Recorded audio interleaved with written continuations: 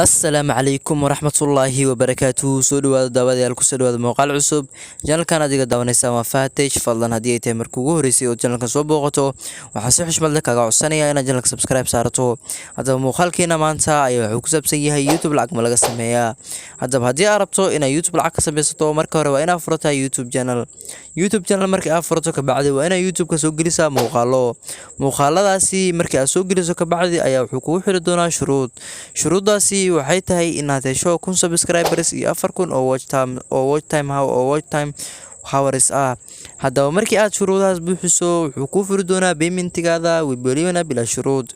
Haddaba sidee aad u furan kartaa YouTube haddii aad rabto inaad furato, waxaan kasoo sameeyay muuqaalo hore oo channelka ku jiro, fadlan ka baar ka bacdina halkaasi ayaad ka ogaan kartaa. Haddaba haddii aad muuqaalo soo geliso YouTube-ka oo muuqaaladaasi ay yihiin kuwo aad meelaha kasoo jartay, wuxuu ku dhihi doonaa copyright oo kuma siin doono wax lacag ama wax payment ah. Haddaba muuqaalkeena maanta ayaa waxaan uga hadli doonaa lacagta uu ku sameeyo YouTube-ka Astaxajiyo. Haddaba haddii aan ugu galno muuqaalkeena maanta social blade-ka Astaxajiyo, haddaba waxaan rabaa inaan falaqeeyo lacagta uu ka sameeyo sanadkii iyo lacagta uu ka sameeyo bishii iyo inta subscribers uu haystay waddanka uu ka register-garaysan yahay kaalinta ugu jiro YouTuberada. Haddaba waxaan si xushmad leh kaga codsanayaa haddii aadan weli subscribe ii saarin inaad subscribe channelka ii saarto si ay igu noqoto dhiirigelin. insha Allah maalin maalmaha ka mid ah gaari doona heerkan 1 milyan. Haddaba haddii aan ugu galno muuqaalkeena, sida halkan ugu jeedaan Astaxajiyo wuxuu ka wataa social grade-ka waa B+, 46,000 social blade-kiisa weeye, 198 subscribers rank weeye, 64,678 waa views rank. Haddaba waddanka Malaysia waa qofka content ama waa YouTuber-ka 19aad ee ugu subscribers-ka badan, sida halkan ugu jeedaan. Haddaba meeqa subscribers ayuu haystaa? Astaxajiyo wuxuu YouTube ka soo geliyay 981 videos ayuu YouTube ka soo geliyay. Haddaba meeqa subscribers ayuu haystaa? Sida halkan ugu jeedaan wuxuu haystaa 1.2 milyan oo subscribers. wuxuuna soo geliyay muuqaalada soo geliyay waxa waaye 173 milyan 143,739 muuqaal ayuu YouTube ka soo geliyay.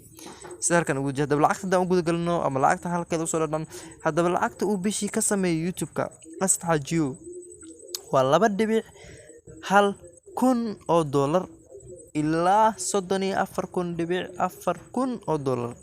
haddaba waa lacag aan macquul ahayn. haddaba haddii aan ugu galno ama aan u sii dhaadhacno sanadkii inta uu ka sameeyo, sanadkii wuxuu Astaxajiyo ka sameeyaa 25,800 kun ilaa 412.3 kun oo dollar. haddaba lacagtaas waa lacag aan macquul ahayn.